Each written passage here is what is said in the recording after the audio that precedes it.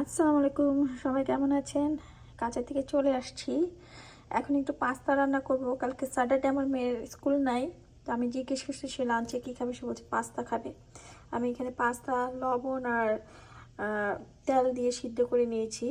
এটা আমি ছেঁকে নিয়েছি, কিন্তু এটাতে আমি কোনো ঠান্ডা পানি দিব না, তাহলে আমার যে সল্টের টেস্ট সেটা নষ্ট হয়ে যাবে। পাস্তাতে দিব আমি চিকেন ছোট ছোট করে কেটে ধুয়ে নিয়েছি। দিব লাল আর সবুজ গ্রিন পেপার, মাশরুম, আর এখানে আছে সসেজ। এটা হচ্ছে চিকেন সসেজ আর হালাল।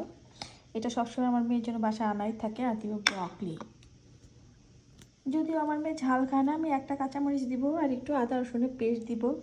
আমি ট্রাই করি যে একটু দেশি খাবারের ফ্লেভার ও খাবারে দেওয়ার জন্য। কড়াইতে আমার তেল গরম হয়ে গিয়েছে, আমি এখন এতে চিকেন দিয়ে দিব।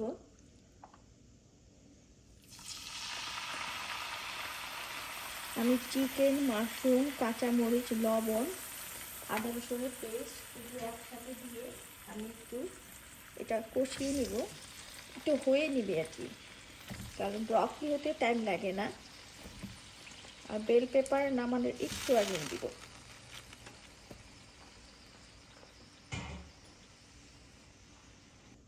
আমি কাঁচামরিচটা দিয়ে দিলাম। এখন দিয়ে দিব একটু আদা রসুন পেস্ট, যদি আমি বেশি দিব না। আমি অ্যাকচুয়ালি এটাতে শুধু রসুন কুচি দিই, কিন্তু আমি চাই যে বাংলাদেশের ফ্লেভারটা একটু যেন লাইক করে। আর এখন দিয়ে দিব অল্প লবণ, যেহেতু আমার পাস্তাতেও লবণ আছে। দিয়ে এটা আমি একটু রান্না করে নেব। এখানে আমি মাশরুম আর চিকেনটা অলমোস্ট হয়ে গেছে। আমি এখন সসগুলো দিয়ে দিব। সসটা দিয়ে কিছুক্ষণ রান্না করবো। আমি এতে একটু সয়া সস আর টেস্টিং সস দিয়ে দিয়েছি। যারা টেস্টিং সস দিতে চান না দিবেন না, আমার কাছে ভালো লাগে এই জন্য আমি দিয়েছি। এখন এই ব্রকলিগুলো দিয়ে দিচ্ছি। ব্রকলিগুলো দিয়ে আমি 2 মিনিট রান্না করবো। ব্রকলি দিয়ে এতদিন রান্না করতে হয় না। এখন আমি বেল পেপারগুলো দিয়ে দিচ্ছি।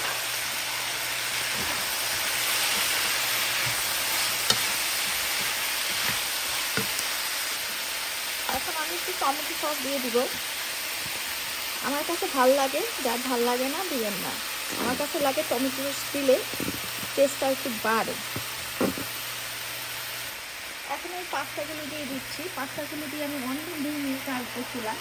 কারণ পাস্তা রান্না করাতে কিছু নাই, পাস্তাগুলো সিদ্ধ করাই আছে। আমি এখন মিক্স করে দেবো। মিক্স করে তারপরে 2 মিনিট পরে নামিয়ে দেবো। আমার পাস্তা রান্না শেষ। দেখেন কি সুন্দর কালারফুল হয়েছে, কারণ আমি ঢেকে রান্না করি নাই। কারণ ভেজিটেবল ঢেকে রান্না করলে কালার নষ্ট হয়, মেনলি গ্রিন ভেজিটেবলগুলো।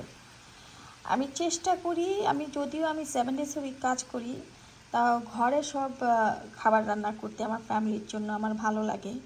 আমার মনে হয় হেলদি ফুড বাইরে থেকে আমি টাকা দিয়ে কিনলাম, এটা প্রাউড হওয়ার কিছু নাই। আর আমার মেয়ে বাইরের রেস্টুরেন্টের খাবার থেকে আমার খাবার খুবই পছন্দ করে। সে সবসময় বলে যে মা তুমি রেস্টুরেন্ট থেকে অনেক ভালো রান্না করো। আমার এই পাস্তার সাথে আমার মেয়ের ভেজিটেবল চিকেন সব একসাথে খাওয়া হয়ে যাবে। এখন আমি মাঝে মধ্যে চিন্তা করি যে সব মায়েরাই তাদের সন্তানদের জন্য এরকম চিন্তা করে। আমার মা যখন আমি ছোট ছিলাম, বা অন্য যারা আছে তাদের মাও তাদের জন্য এরকমই করছে। কিন্তু আমার একটা সমস্যা আছে, আমি সরি অ্যান্ড থ্যাংক ইউ দুইটাই বলতে পারি না। আমার মাঝে মধ্যে মনে হয় আমার মাকে আমি জোর একটা টাইট হাক করে বলি যে মা আই লাভ ইউ। রান্নাটা খুব সুন্দর হয়েছে মাশাল্লাহ।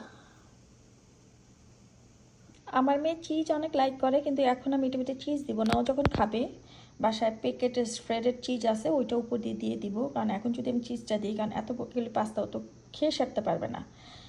ওগুলি যখন ঠান্ডা হয়ে যাবে শক্ত হয়ে যাবে। এই জন্য ও যখন খাবে তখন ও স্প্রেডেড চিজ উপর দিয়ে দিয়ে দিব, তখন ও খাবে ওই চিজ দিয়ে।